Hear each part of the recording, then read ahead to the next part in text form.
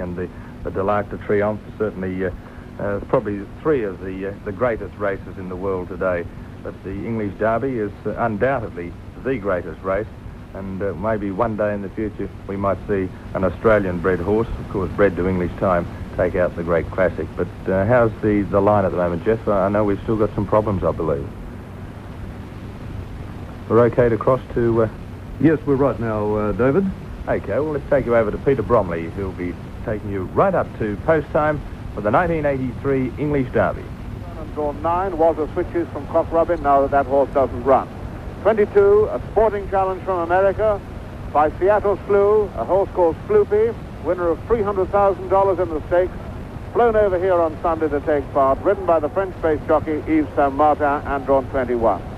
Number 25 is Tenozo, ridden by Lester Pickett and drawn 5. Number 27, with a yellow distinguishing cap, the Noble Player, owned by Mr. Robert Sangster, ridden by Steve Cawthon and drawn 12. Number 28 is Tivian, ridden by Sandy Barkley and drawn 13. Number 29, Tolomeo, ridden by the Italian jockey Gianfranco Dettori and drawn 2. Number 30, Wassel, ridden by Tony Murray and drawn 15. Number 31, locally trained Yawa, Philip Waldron, drawn 4.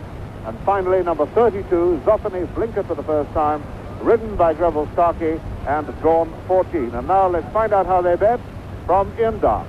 And we have joint favourites for the 204th Derby, Tinoso and Salmon Leap, both now showing at 11-2. On 10-1, Morecambe, Wassel and Lowman.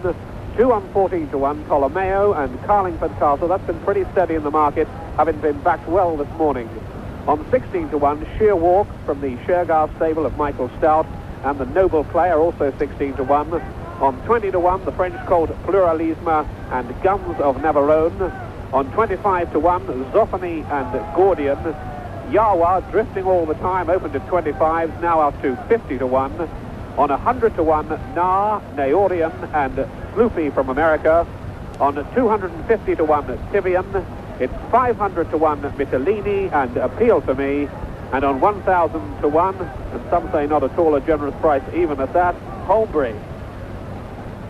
Well, there's been quite a war of attrition amongst the runners. There's one by one. 9 actually dropped out overnight, 2 more this morning. And in spite of the fact that we thought we were going to have the biggest field for many a year, there are only 21 runners. But Michael Phillips, the racing correspondent of the Times, has been down to the paddock and had a close look at them. Michael, what do you think of this year's field? Well, Peter, they're, much and a muchness, really. I thought that one of the joint favourites now, Tinoso, looked marvellously well. Very lithe, very relaxed. Rather different in many, very many ways to the other joint favourite, Pat Edry's ride, the Irish runner, Salmon Leap. Now, he is a colossal horse. He's almost arguably the biggest horse that I've seen in the race since Pinzer. And I think it's very arguable how he'll act on the course. He's won in very heavy ground in Ireland, but he is a big horse. I've seen him move. I wonder how he'll cope with the gradients and the bends. He was rather above himself in the paddock or in the pre-paddock whilst he was being saddled, which shows traces of experience. And although Pat Edry is switched to him, I just wonder whether or not time may show that it's a dubious choice. Obviously, he has a lot of ability. The little Lomans, they're sort of Bill and Ben the flower pot men, a little pony of a horse and a huge, great big chestnut. The little Lomans, very calm, very quiet, very relaxed. The athlete, much more mature individual. It's a fascinating switch. But the last few runners are just going into the stalls now. I can see Willie Shoemaker just being taken forward on Lomond, a spare ride. He was expecting to ride Salmon Leap, but with Pat Edry changing to Salmon Leap, that means that Bill Shoemaker comes in for Lomond. 3 American jockeys actually riding. Apart from Bill Shoemaker, there's Cash Asmussen riding for Stavros Niarchos on Jordan. And of course, our own Steve Cawthon, who are really, I think we must assume is nearly British now, because he's been with us for so long. Meanwhile, the last few horses go into the stalls, and it won't be long before this race is off. 7 or 8 minutes late, I think.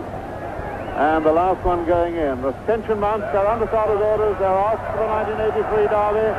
A great roar goes up from the crowd, and they come out very evenly, and who's going to make the running? Certainly, Holmbury on the inside is one of those. Sloopy's up there in the lead over on the far side, and the whole field pretty closely packed up with Nereon up there too, Pluralism, Zoffany running freely, Mitellini, Lester Piggott has the favourite Dinozo right up there in the leading group. Shearwalk is just behind them, and as they settle down with 10 furlongs still to run in the Derby, Sloopy on the outside is just the leader from Nereon and Zoffany, then Mitellini and Holmbury and Pinozo. Then comes Guns of Navarone and Shearwalk. At the tail end of the field is Lomond. He is last of the field as they go up towards the milepost. And at the top of the hill, and this, I think, is probably where the softest patch of ground is. The field very closely bunched up with, up there on the outside, Kivian, probably just the leader. From Zoffany on the inside, Nereon is well there, Pinozo tucked in just behind the leaders. Then a little gap to Guns of Navarone. Then comes Salmon Leaf in a good position with Holmbury just behind him. And then comes on the inside is just behind the leader, Colomeo in a bad pitch on the inside rails. And they're at the top of the hill now. Mitellini is the leader from Kivian. Lester Piggott has Pinozo in third place. Then comes Nereon and Zoffany, Guns of Navarone and Salmon Leaf. Then comes the Irishman Carlingford Castle and Holmbury. And then Colomeo. Behind Colomeo is Morecambe. Behind Morecambe on the inside is the Noble Player. Then comes Wassel under pressure. Then Shearwalk towards the rear of the field with Pluralism. And there's a faller there. A little faller. There is one horse down. I can't see what it is, but he is a faller. There is a faller, and I will tell you what it is in a moment. The jockey's hidden from me. But the leaders are now springing into Tattenham Corner and into the straight. The Derby entering its closing stages. 3.5 furlongs to go. Mitellini in the lead. Pinozo and Lester Piggott. Then comes Nereon. Lester Piggott now comes to the front on Pinozo. Nereon is improving. They're coming now to the 2 furlong marker. Pinozo has gone clear of his field. Guns of Navarone is pursuing him. Carlingford Castle comes next. Then comes Nar and Morecambe. They're into the last furlong. And Lester Piggott and Pinozo are making it a procession. They've got a furlong to run. But Lester Piggott is going to win Derby number 9. Carlingford Castle and Guns of Navarone are the pursuers. Then comes Salmon Leaf and Shearwalk. Pluralism is next. They've got 150 yards to go. Lester has it in the bag. 5 lengths clear on Pinozo. No danger. 25 yards to run. Lester Piggott, number 9. Pinozo wins. Second place is Carlingford Castle. A fight of a third between Shearwalk and Salmon Leaf. Then comes Guns of Navarone, Pluralism and Nar. Colomeo. The faller was number 31, Yawa. He was the one that went down at about halfway down Tattenham Hill, and he was ridden by Philip Waldron. I can't see any sign of Philip Waldron, but the ambulance was on the spot immediately.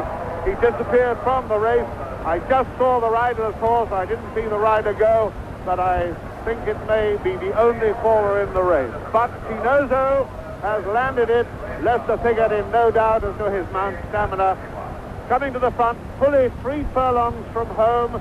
There was no danger once he made his move. He went about 3 or 4 lengths clear. Carlingford Castle tried to close the gap, but in the closing stages, Lester was looking round for dangers, and he's won very, very comfortably indeed. I think my first derby for the BBC on radio was Fidium. That was won by Harry Ragg, and now his son Geoffrey has landed this in his very first season as a trainer on his own right after Harry retired last year. My congratulations to him. Pinozo, a coach bred for the job, stayed it absolutely superbly, and the official result now is first number 25, Pinozo, owned and bred by Mr. Eric Moller, trained by Geoffrey Ragg at Newmarket, and ridden by the inimitable Lester Piggott. That makes it number 9. Second was number 3, Carlingford Castle, owned by Mr. T.F. Rowe, trained by Liam Brown in Ireland, and ridden by Michael Kinane. And the photograph in third place is between Shearwalk and Salmon Leaf. So that is a photograph between 2 of Robert Sangster's runners. And now let's find out what Michael Phillips thinks of the 1983 Derby. Well, Peter, it was one actually, I mean, as I hoped, as I thought, but things don't necessarily always work out that way. The horse with the, let's say, some ledger pedigree turned this into a war of attrition. Leicester was really never worse than fourth. He moved up at the top of the hill, or let's say fifth. He moved up to third. He was always going very, very easily on the heels of the two leaders as he came down the hill. And turning into the straight, much the same that young Wallace Swinburne did a couple of years ago on the Aga Khan's great winner Shergar, he took it up. And on this ground, he was always going to be difficult to peg back. Leicester set sail, and nothing ever looked like getting to him. Carlingford Castle, the inspired late money on the strength of the soft ground, was entirely justified. He ran on really well to finish second. The little grey Sheer Walk, I think, finished third, depriving Pat Edry of third place on Salmon Leap. Salmon Leap didn't look at ease on the ground, which was always the feeling that he might not be. This was a wonderful result, not only for Leicester Piggott, for English racing. Leicester, of course, is ninth winner. I'm terribly pleased for Jeff Ragg, who's served a 28-year apprenticeship with his father, Harry. Harry won the Derby both as a trainer and a jockey. I think this is a tremendous family victory, and Harry at home at Newmarket, congratulations to you and your family. Wonderful for Jeff in his first full year. He so nearly won the 1,000 guineas for Faveridge. Faveridge was owned, like the winner today, by Mr. Eric Moller, who has sustained a marvellous stud at Newmarket. This couldn't be a better result for English racing. First number 25, Tinozo, 9-2 favourites. Second number 3, Carlingford Castle, 14-1. Third number 21, Sheer Walk, 18-1. The fourth horse was number 20, Salmon Leap. Now to Ed Stewart in the winner's enclosure. Yes. Well, obviously that's where we must leave the English Derby. Seems that gremlin got on the line again, Jeff. So there we have. Now the numbers in New South Wales, of course, are different from those announced by Peter Bromley. The numbers in New South Wales, on the New South Wales TAB, are 21, 2 and 19.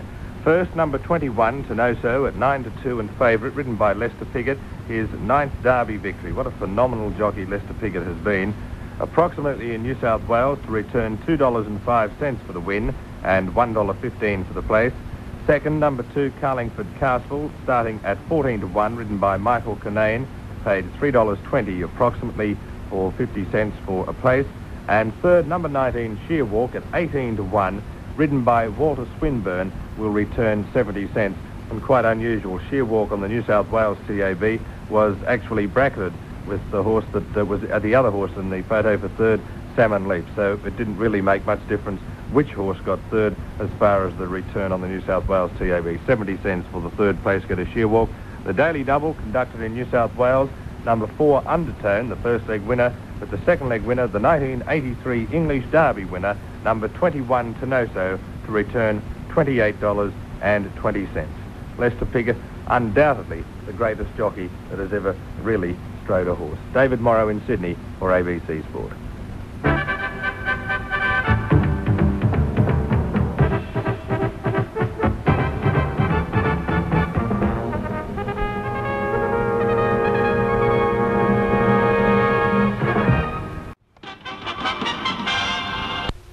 Well, Lester, the question I know everybody looking in will want to ask you, you've got 9 now, you've often been quoted as saying 10, but even the years are creeping up even on you. Are you going to get to 10, or can there be more, 11 and 12? Well, there'll be another one anyway. Well, that's all we wanted to hear, really. Lester, thanks very much for talking to us, and congratulations from me and from everyone. Thank you very much. That's Well, there it was, a marvellous performance by Lester Piggott, winning on Tinoso. Checking the result again, Tinoso, 9-2 favourite. Second, Carlingford Castle at 14-1. Third was Sheer Walk at 18-1, and the margin's 3 lengths by 3. But to our viewers right throughout Australia on the 7 network, we hope you enjoyed the telecast of the world-famous Epsom Derby, and I hope you backed the winner.